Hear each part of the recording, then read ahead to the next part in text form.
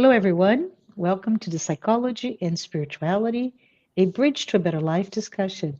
I'm your host, Marcia Trajano, and with me is Júlio Padovan. Hi, Júlio. How you doing? Hello, Marcia. How are you doing? Fine. Good. Awesome. Awesome to have you with me today. But for those of you who have maybe not met Júlio, please note that he's a researcher at the Rockefeller University. He's an adjunct associate professor at the Department of Chemistry at York College, New York City. He holds several academic degrees, and he is also a lecturer, presenter in several areas, physical science and spiritism. Julio, when we talk about spiritism here, he was first introduced to spiritism when he was only 15 years old. And he's very interested in studying, explaining, understanding, sharing information around the area of logic, right? So that we can better understand spiritist concepts and how they're built. So I just want to say thank you, Julio, so much for being here and for leading this conversation, which is centered around the escape mechanism of the ego. If you think about it, right, this can be called escapism, escape mechanism, and when you look about this, it can get you to a point that you may not really understand. So I was hoping that you today, Julia, can tell us a little bit more about it. If this is the first time that you're here with us watching this podcast-like program, please note those psychology and spirituality weekly talks are based on the works by Joanna de Angelis, and we're here to offer a safe space so that we can perhaps confront, compare, correlate, or expand some spirituality concepts from this psychological lens. We hope that we are able to clarify and maybe bring some insights that will help all of us lead a better life. Before we start a conversation, Julia, I'd like to recognize the organizations that are sponsoring this program. TV Mansão do Caminho, the United States Spiritist Federation, the International Spiritist Council, and AMI Brazil. And for all of you who are here with us today, if you have not done so, please subscribe. And if you want to check out other channels that will give you additional information, please do so at spiritist.us. And if you have any questions, any feedback, critique, clarifying information, please do write in the chat window. We'd love to hear from you. So, Julio, now it's us here. I hear so many people speak of the ego as a bad thing. Is it good or bad? Okay. Well, thank you, Marcia, for having me here. Hello, Mm. everyone. Let's address this question because I think it's very important. First of all, we need to understand that the words ego, superego, uh, for instance, they came from the model that Freud created to understand to analyze the human personality. So it's related to the Mhm. human personality. And unfortunately, when Freud did this, he did it in German. And then when it got translated, the Strachey's, who were a couple in England, who translated his entire work. It was a Mhm. wonderful amount of work, but they ended up Latinizing a lot of things because it was very common at the time in the 19th century to Latinize English. And the words that Freud used was basically the I, okay, the over the I, uh, just to give you an idea. Mhm. So, and the it. The Mhm. so when it got translated into English, we got id for the it, we got ego for the I, and we got Mhm. superego for the over the I. And Mhm. what happened is the ego has other meanings in our daily lives. So the first thing that we need to understand is that the ego is not something bad or good. It is a part of Freud's model. And as such, it's integral to our personality. I love it. So it's a framework to understand how this here functions, right? This Exactly. person, Marcia, Julie, all of you, how we function. That's awesome. Do you have any additional information on that structure? Sure. Let us try to understand it very quickly with a Mhm, model that is very common. It's a classic model. Try mhm, to explain, the id, ego, and superego. Imagine that you have a colleague, you have a roommate, you live with mhm. someone, and that roommate one day bakes a cake, and you arrive at home and you Uh-huh. see the cake, but your roommate is not around. The id is the most instinctive in us. It goes and tells you, if I may personalize the parts of our persona, right? Uh-huh. Like double, almost double jeopardy there. Uh-huh. It tells me, go there and pig out on the cake. It Yes. doesn't ask whose Yeah. cake it is. It doesn't Mhm, ask if there's a social convention about mhm. asking permission. No, it just says go there and pig out. Eat the whole thing. You want it, you have it. You should have it. This is the id, the most. It's instinctive in us. We Mhm, all have. We will always have it. Even the mhm. high order spirits, okay, or spirits of great evolution already, they have the id in them, the Yeah. instinct in them. Mhm. After that, we have the ego. The ego is the one that says, that is related to ourselves. It's worried Yes. with ourselves. So it goes like this. Okay, you want to have it, fine, it says to the id. But here's the thing: if you eat the whole thing, how many hours of gym do you have to do later on? I For love instance, I love this example, by the way. how many pounds are you going to put on? All of these little things, but notice that it's still related to myself and myself only. So Mhm, this is why the stage is decided to give it ego, as opposed to das ich, which was mhm. the what was the original expression from Freud, which meant the I, right? The I inside of us, not the I of ourselves. The Mhm. so the ego says, okay, you want to do it, go for it, but think about, you might get sick, for instance, or you might have to go to the gym, like I said, and so on. It is only afterwards that you have the superego, Mhm. and the superego is the one that says, all right, you want to have it. I won't argue with that. You're thinking about your pounds, your this or that, fine. But here's the thing: is the cake yours to begin with? Oh, So the superego is the part that relates us to the surroundings. The surroundings can be the environment, okay, or it can also be just the other people around us. So mhm. surroundings includes everything, nature and all the other humans or other species around us. So you see it as a gradation. You start with something that's purely instinctive, very reactive. Then you have something that thinks a little bit, it evaluates a little bit, but the evaluation is always to oneself, back to the Mhm. same individual. And then you have the other part that evaluates within a society, a context of that is larger. So just for us to understand, so from this, there is no good or bad. It's just a part of the Yes. model. Yeah. Love it. Love it. And so I hope you who are here right now with us, right, that can understand the three gradation of those that framework that was created by Freud, right? So late 1800s. And so now we understand there is no good or bad. So that's good for us to get started. Yes, this is very important because in our daily lives, whenever we use the word ego, Yeah. it's deprecating, it's berating, it is insulting. We say things like, oh, such and such a person has this big ego. uh, it's not Yeah. what we are dealing with here. This Okay. is very important. Okay, very good. But we're talking about the mechanism of escape of the ego, right?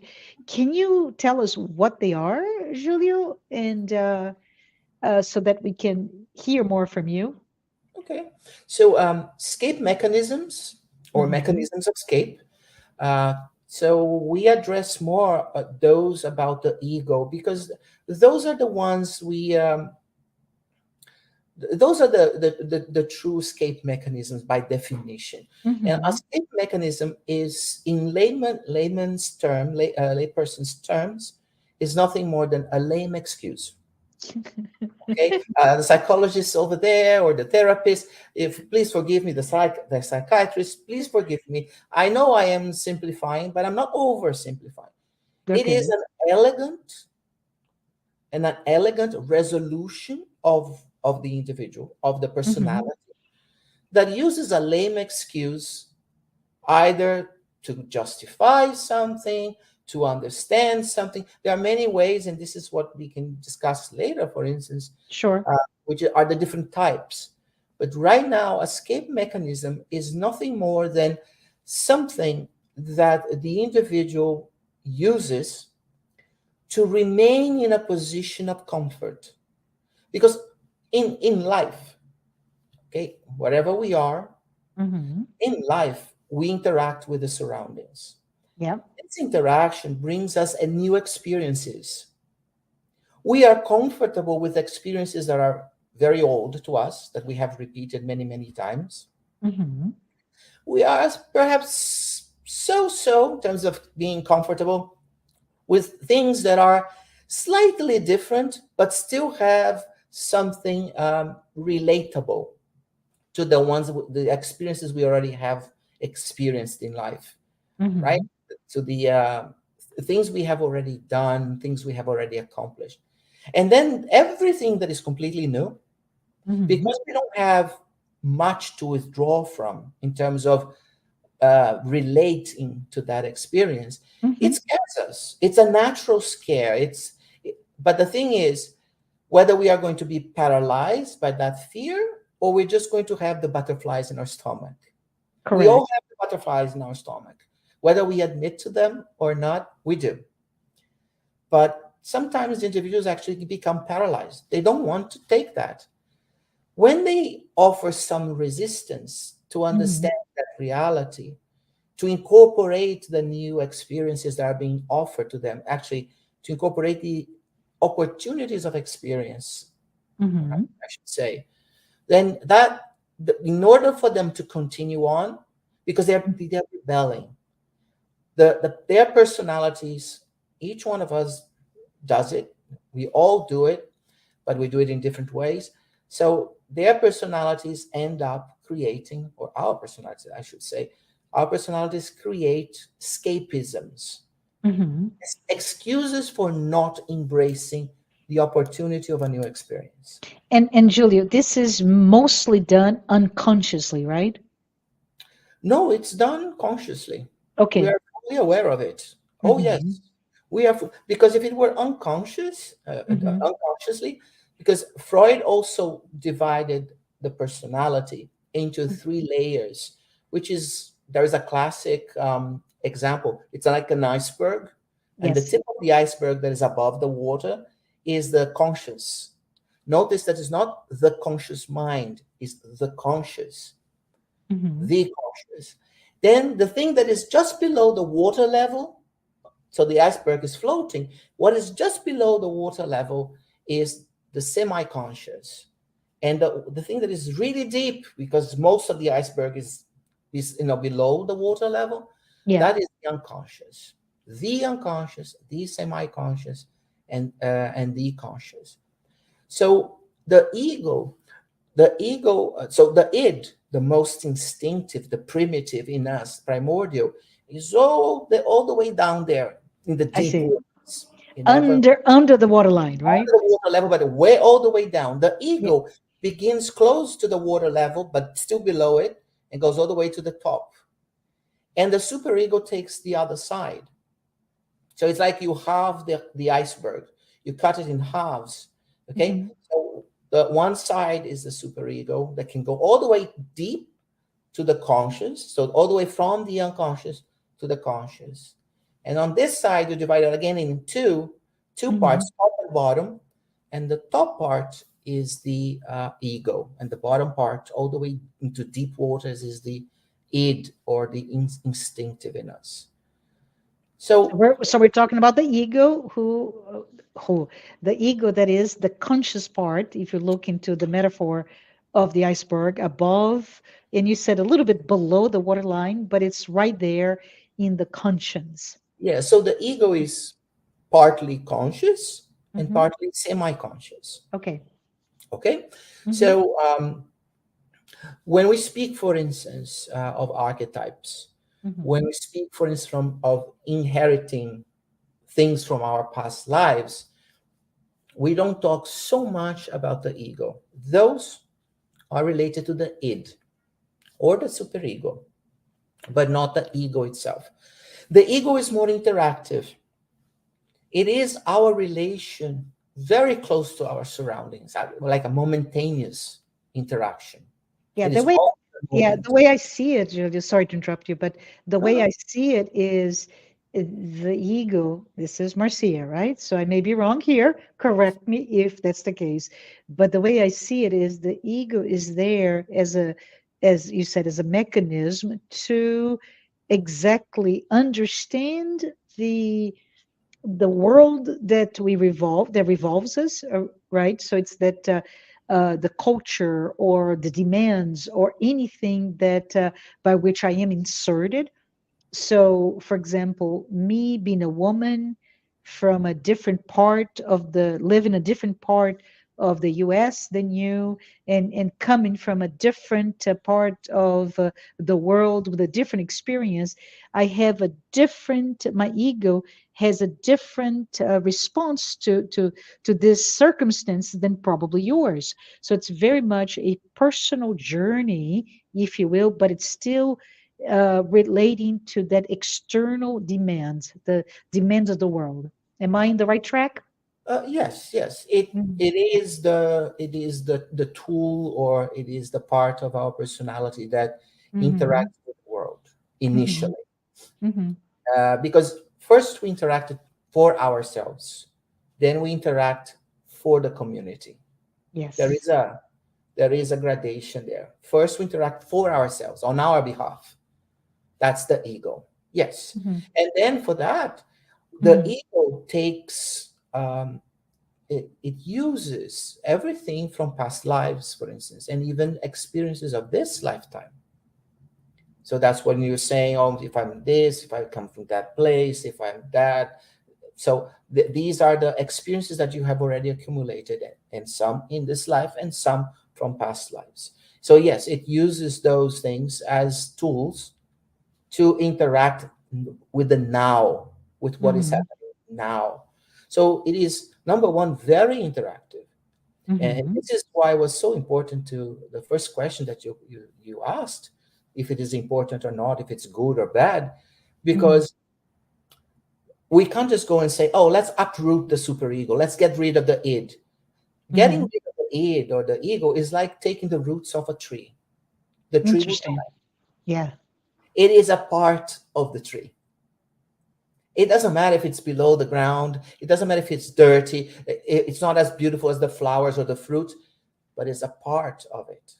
An integral part of it, right? An integral part. Exactly. Yes. Very well put. Yeah. So this is the ego represent it, it's basically the representation of ourselves at this moment under the circumstances that are surrounding us. and and as such it is ourselves. No, Mhm. there's no other way to put it. Yes. So let's talk about some mechanism of escape. Sure. Yeah. So we basically discuss about five mechanisms. Okay. So there is compensation. I'm going to cite them first, and then we Okay. can look Thank at you. each one Yeah. briefly. There is compensation. There is shifting, and then there is projection, and the opposite of projection, introjection, not introspection. I always like to. I know you did not ask, but I like to say it's not introspection. Okay, Uh-huh. introspection is good. It's that Mhm. part that St. Francis of Assisi told us to do every night. When we come Uh-huh. home, we are in bed, we think about our day. That's Uh-huh. introspection. That's not a Uh-huh. statement. That's very healthy, by the way. Yes. So we have projection, interjection, and the last one is rationalization or slash justification. It's, you can use either one. The last one is the king of all I was five. I was going to say that this is We, the one that we use over and over again, right? We justify our actions, our thoughts, our inaction as well. But go ahead, Julio. yes, no, it's quite amazing. Well, Yeah. what the last one is responsible for most of our actions, basically, Hmm. if you're Hmm. looking from a psychoanalytical standpoint. Hmm. So in compensation, we see this a lot, for instance, when someone has a particular aversion to either a person or a thing, okay? It can be, for instance, an aversion to authority. Or if it can be, for instance, it doesn't actually have to be an aversion. I should make this a good point.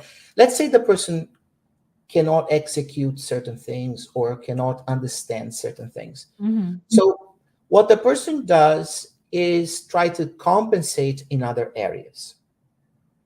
Okay. That's why compensation. Can So you give us an example, oh, Julio? sure, Yeah. yes, the descriptions are very dry. I understand. So, for instance, one thing that we see is the overzealotry. I see. It's like someone, for instance, or taboos. Like when people create taboos. So, someone, for instance, that has had a very repressive Yeah. sexual upbringing, and Hmm. this is one of the best examples. So Hmm. now everything that they see is dirty, to use the colloquial term, is Hmm. dirty, is degrading. They if they see two a young couple kissing, they think it's already they exaggerate and they go to other levels. They they they create barriers for that because they feel themselves inadequate to deal with a situation of tenderness, not necessarily sexual activity, even tenderness, like Yeah. a kiss, Hmm. or, for instance, the holding of hands. Hmm. And these are the individuals that create absurd rules. They are draconian, that's the Hmm. word, in their behavior. Hmm. And Could you say in a different, just to check my understanding, Julio, could it be compensation when, for example, this is the part of the year where when we're working, in my case, I'm working, I had to go through evaluation, those annual evaluations, right, of all the employees, but then I'm going to be evaluated. And perhaps if, and this is fictitious, if I am concerned, afraid of uh, having not performed, then I get to this draconian, very harsh evaluation of the team that reports to me, because I'm afraid of my own, consciously or not, maybe. yes, yes. Mm, If mm. you lash out or Yes. you introduce difficulties, obstacles, hurdles, in, because you are afraid of something for yourself, or you feel inadequate, Yeah. that's it. That is your Okay. compensation. You're Hmm. compensating, and Hmm. the compensation. It's not just that, because we'll see that this can also be seen as well as a projection. I But see. in the compensation, what you do is you aggressively uphold those obstacles. That is the key. I see. So, for instance, if you are afraid of being evaluated, you as the, let's say, a person of authority that can create, because evaluations cannot be willy nilly; they have to Hmm. have a certain protocol. So then you create a protocol that is not really with the intention of being constructive or upholding the individual, but to put a person down, any Yes. person. In compensation, you don't have a target except the part that you feel inadequate with I see. respect to I that see. thing that you feel inadequate for. Hmm. So you don't say, "Oh no, I want to hurt this individual in particular." No, for instance, you would sit down and you'd create a protocol that it's just it's almost in the end. you wouldn't be able to pass your own protocol. I see. I see. Individuals, for instance, like in the example that I gave about tenderness, about sexual activity, you name it, they create a world that you cannot live in which you cannot live. Even they cannot fulfill their own rules and regulations. I see. So Yeah. this is the compensation part. Mm-hmm. And it can be first of all, individuals that take this to the extreme become paranoid. They become Ah, they yeah. persecute. That those all the persecutions in human history is started with compensation mechanisms. It's a very, very good thing for us to reflect upon in Yes. history, right? What are the, the outbursts of conflicts that may be simply put driven from the mechanism of defense or of escape of a person that leads to wars, right? It can lead to so many different things. So it's a very good point for all of us in terms of this invitation to become more tolerant with ourselves and with others. Very good. Yeah, especially not to Uh-huh. let tolerance be degraded into acceptance, blind Mhm. acceptance, which is what is happening today. Yeah. We had the seesaw so much time on one side that now what we did was this, which is Yeah. not good either. there Yeah. is there is a point of balance. Very good So we point. need to be aware of compensation. Yeah. What is the next one? I'd love to hear So more. we have shifting. Okay. All right. And in shifting, what we do is exactly what the name implies. We shift responsibility to someone or something else. It's shifting, it's pushing it to someone or something else. It can even be a thing. Mm. A thing can be, for instance, a government or society in general. You might say, oh, but societies and governments, they're people. Yes, but they're collectives made of people, Mhm. but we deal them with them as it's, as the the pronoun as So, it. so it's almost like you outsource, if you will, the responsibility of whatever to whatever that is that it's not me, as the responsible, accountable for the situation, right? Yeah, I would say I understand the outsource. I wouldn't put in that way because in outsource you actually Are paying, right? you pay someone to do. In this Yeah, case, you basically push it. It's like yeah, blaming someone else, blaming yeah, something else. yes. Okay. So in shifting, or it's also called sliding. So there's another everything that gives this idea, but shifting I think is the one that describes it best in my point of view. So for instance, I call this the Homer Simpson syndrome, Uh-huh. because in many cartoons he's always eating, eating, Yes. eating, eating, Yeah. eating, and then he says, "Oh, I am fat because food is so tasteful." Ah, love it. Okay? Or he's always complaining about his boss, right? Yeah. And for those who know The Simpsons, he's always late to work. He gets off work earlier, or Yeah. he doesn't go, and he calls in sick when he's not sick. He has all these very, let's say, unproductive, irresponsible, even unethical behavior. And then when the boss says something, the boss is against him. The boss is Yeah. persecuting him. So Yeah. these are the manias of persecution. We see the Interesting. world going after us, when in fact, we are Hmm. the ones that are not evaluating our position correctly. Absolutely. So we shift. We Hmm. shift the scales of responsibility to someone or something else. Um, people can, people, when they get to a point of being pathological about this, Hmm. that they will create completely useless lawsuits, for instance. Oh, wow. Yeah. It's a good This point. is, yeah, Yeah. this is like you cross a red light, you smash your car, you don't hit anyone, You lose control because when the moment that you see or have already crossed and someone is coming, then you smash your car and then you sue the municipality, for instance. Yeah. Yeah. Or you come up with something silly like, oh, the red light is too red, or the red light is too small, things like that.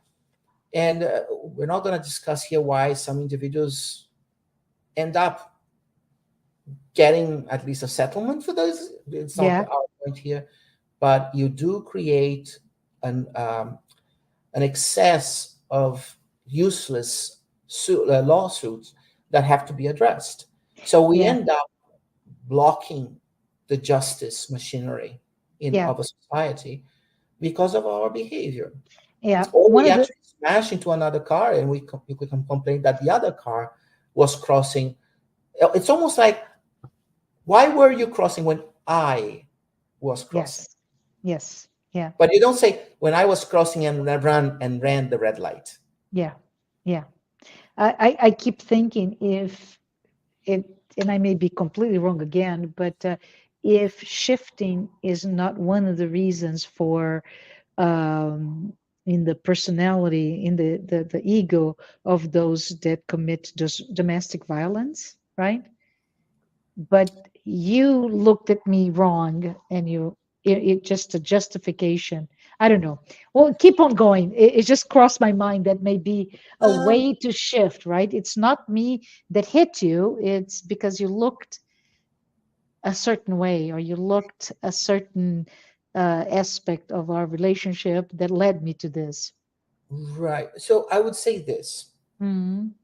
you're on the right track, but Okay. just to continue it and be technical about it. Sure, I No, appreciate that. it Okay. would be projection, and I'll explain to you because it's I the keep, next one. I, Or I think I keep going to projection, right, Julio? no, that's what, no, it's fabulous. Because in shifting, Uh-huh. even if I say, like the Homer Simpson case, like Yeah. about the boss, Yeah. or he complains about food being tasty, right? Food is the it, right? Mhm. He doesn't really zero in on those things. Even though he sends the blame, let's put it this way, he sends the responsibility to, yes, but it's not that he actively goes against that individual. I see. That is the difference between the shifting and projection. I see. In projection, there is an animosity Mhm. against that thing, Yeah, or that person, I see. he, she, or they, if it's more than one. Yes. So there is I mean, now that is the true mania of persecution, that individual. So now it's no longer, oh, that person is persecuting me because I have black hair, Uh-huh. dark brown hair. No, because then there are many people that have dark brown hair. So they are also Sure. being, now it's that person is persecuting me. I see. That person is against me. Yeah. It's Yeah. it's it's not that it's necessarily, well, it's personal. It is Yeah. personal. Yeah. Yeah. And it's the same principle. And the other thing is that in projection, we retaliate. Mhm.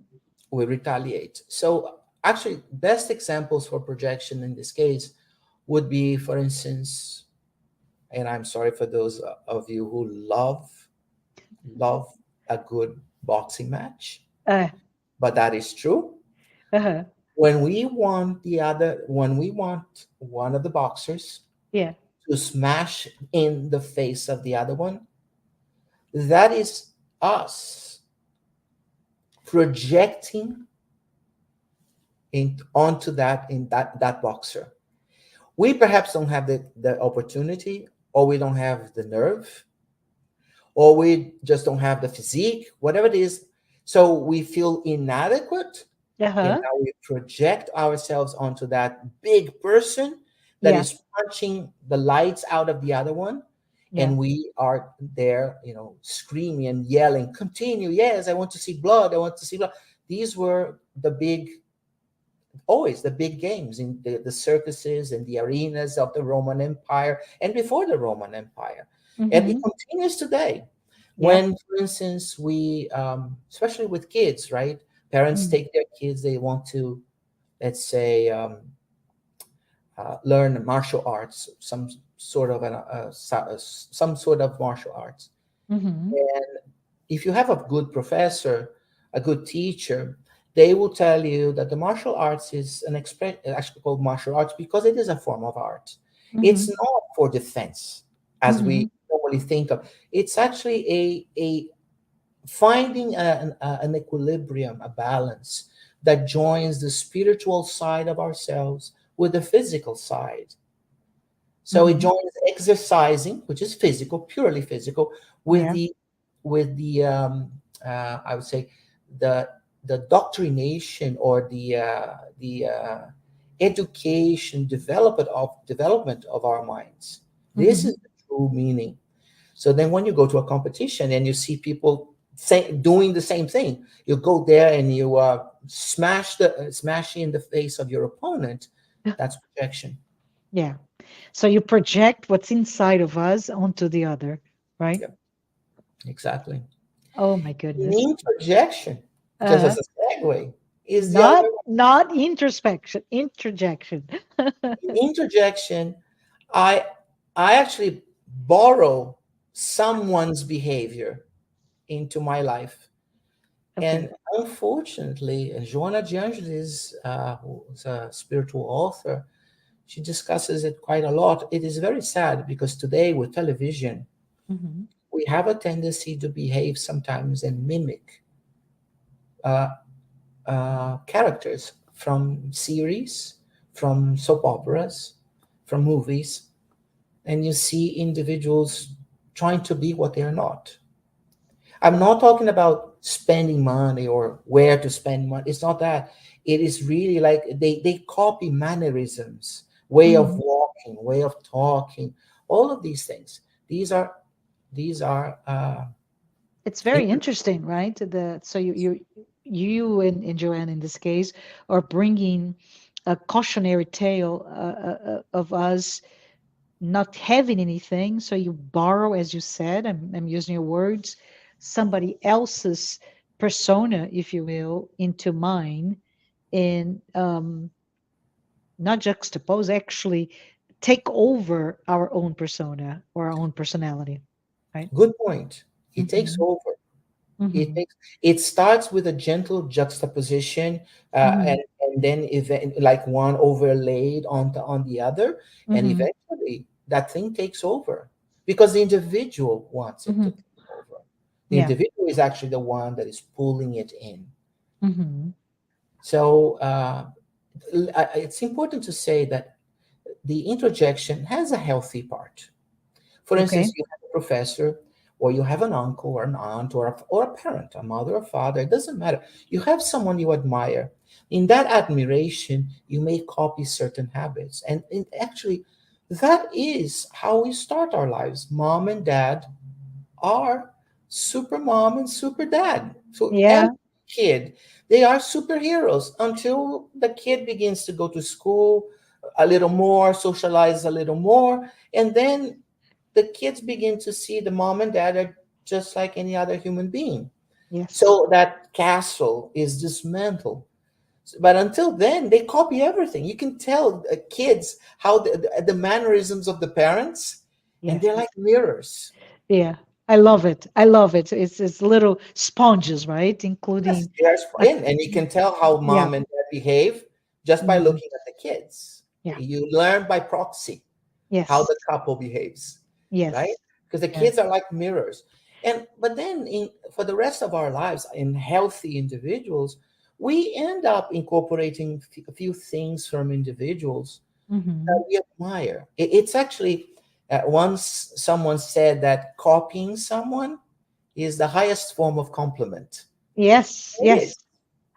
right? Yes. Yeah. Um, but the thing is, the moment that you only copy, you have nothing of yourself. Either you're very lazy, or you have no self-esteem. Your self, Yes. well, nobody. It's not that someone does not have self-esteem; they don't develop it. So either one is, whether you're too lazy, or you don't have the self-esteem, or you're not developing it.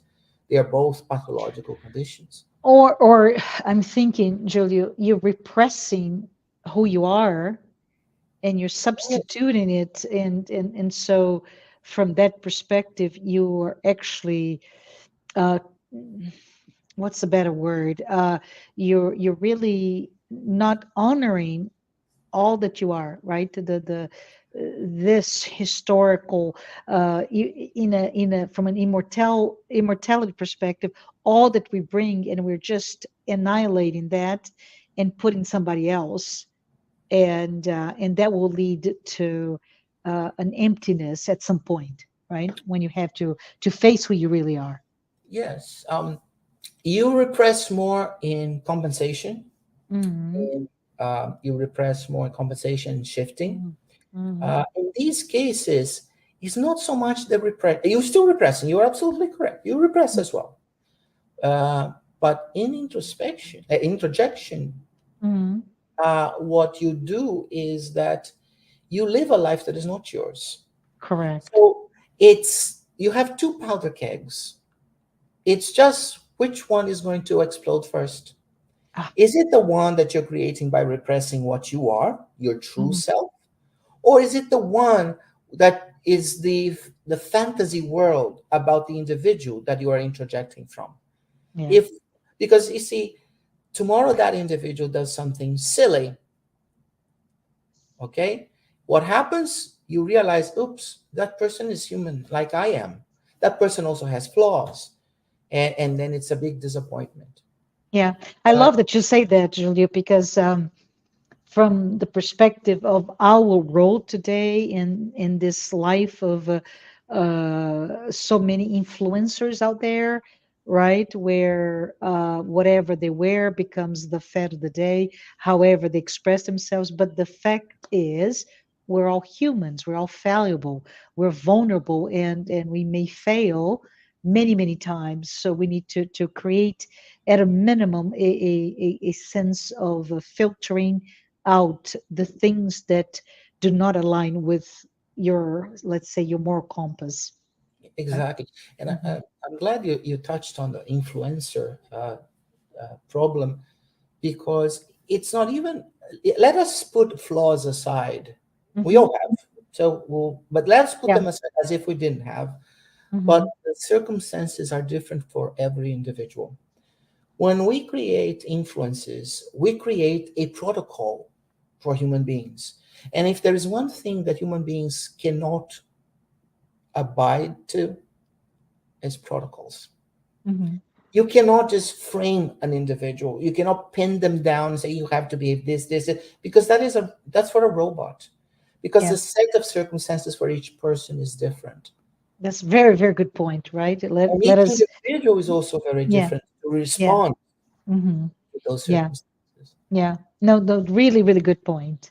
But Julia, what is the last one? I'm dying just quickly, I just want to say yeah. one thing. Sure.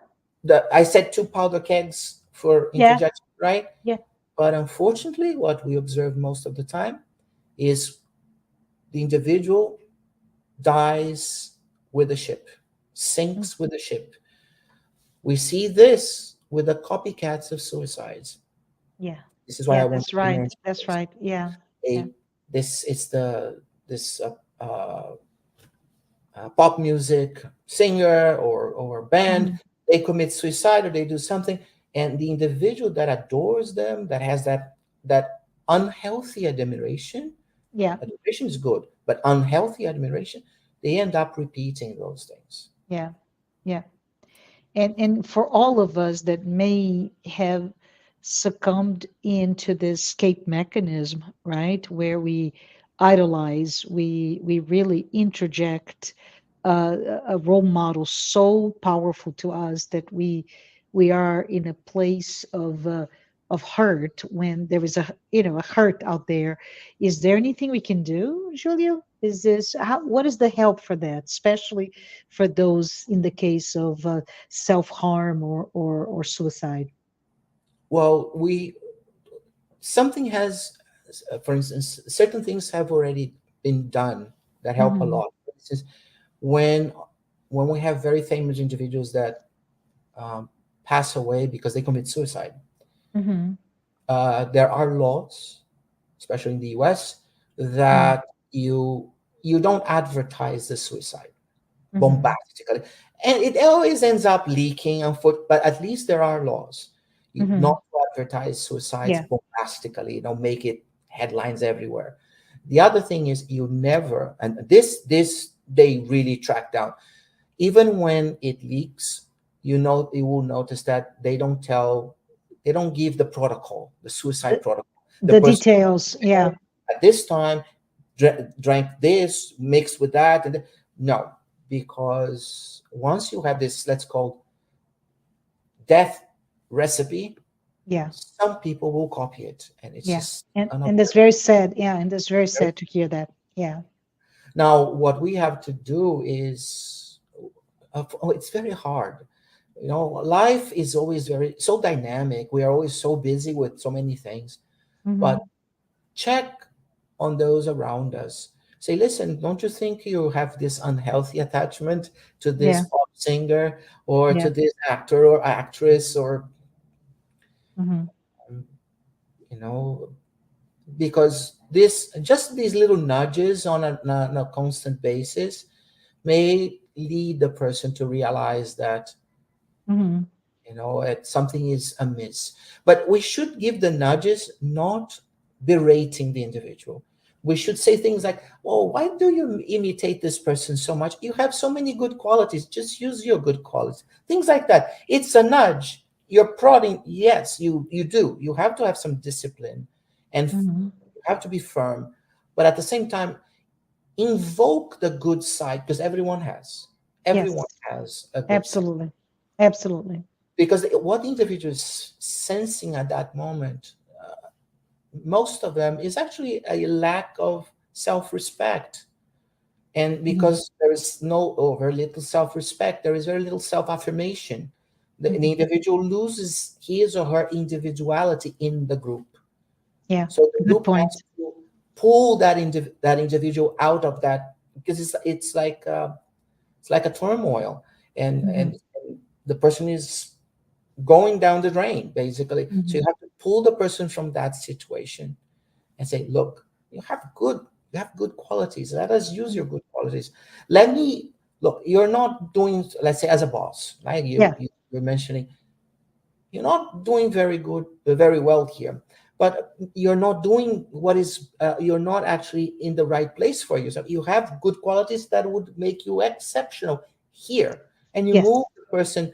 You don't move the person and make the person feel that, oh, they are giving me alms, basically. Yes. What you Yes. say is, this is where your good qualities will be an asset for the company, or for the lab, or for the office. Yeah. Now, no, this is a very good point. Very, very good point.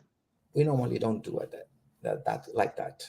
Mhm. We have protocols of berating whenever someone does not come at the right times, is not punctual, doesn't uh, uh, doesn't let's say produce goods at the right date, the due date, Yeah. but we don't see the other side. And sometimes these protocols or the expectations are Hmm. not real. Yeah. Yeah. Okay. So again, I would say this is the opportunity for us to think about, let's be more human, right? Let's be more Yes, human with yes. everyone. Let us trade places mentally. So Hmm. as a boss, I once was uh, head of library, and Hmm. also until about 5 years ago, I was second in command in the lab. Hmm. I want someone to do something for me, and I want it for next week, 7 days from today. Hmm. Is it 7 days, or is it 7 days that the person has to work 19 hours a day, including Saturday and Sunday? Would I be would I be able to fulfill what I am requesting and still be happy at the end of the day? Yeah. Yeah. It's a very, very, very good notion for us to understand the parameters of our request when we are in a position of authority. Yeah, Right? I call this the business version of the golden rule. Do unto Yes. others what you would like them to do unto Love you. it. Love it. Love It's the it. Yeah. business version of it. Yeah. Because Yeah. in the end, you shoot yourself in the foot, just in terms of productivity. If you Yeah. exaggerate, you get someone tired. The person may fulfill that quota this time, but now the person starts the next project or the next phase completely exhausted. So we have to change these things. Yeah. Absolutely. And that Absolutely. is when we come to the fifth one. Yeah. We're at the end of our time together, so Yes, let's do this. because I'm concerned.